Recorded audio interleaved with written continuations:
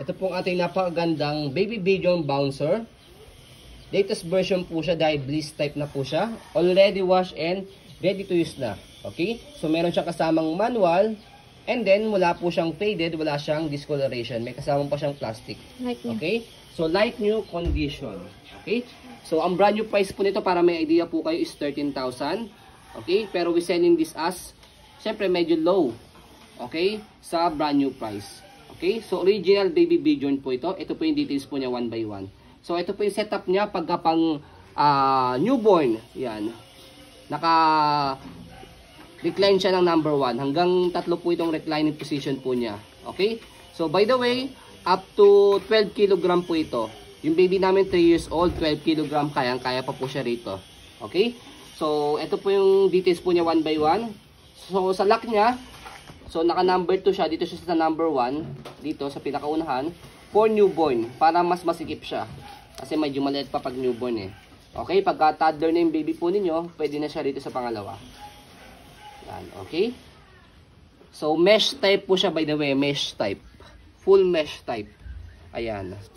So very comfortable sa baby. Hindi siya mainit. Ayan. Okay? Ayan. So bawal siyang hawakan na nakatayo. Bawal siyang lagay sa lamesa. And then, sa likod, yung kanyang frame. Ayan, ang kinis pa. Okay, makinis pa sa mukha ko yan. Ayan. Okay. So, sa pag-adjust po sa kanyang reclining position, so may handle dito. Ayan yung pangalawa. Okay. And then yung pangatlo dito. Ayan, mataas na siya. Okay. Kapag naman po siya ipo-fold, so, adjust nyo lang siya rito sa pinakasagad niya. And then, itong kulay pula, iaangat nyo lang siya. Yan. Okay? So, ganun na. So, nasa around 2 kg lang po ito. So, very travel friendly siya. Kung mag out of town po kayo, ayan, pwede nyo po siyang dalhin. Para merong higaan yung baby po ninyo. Space saver din. Yes. Okay? Very space saver na sasakyan po ninyo.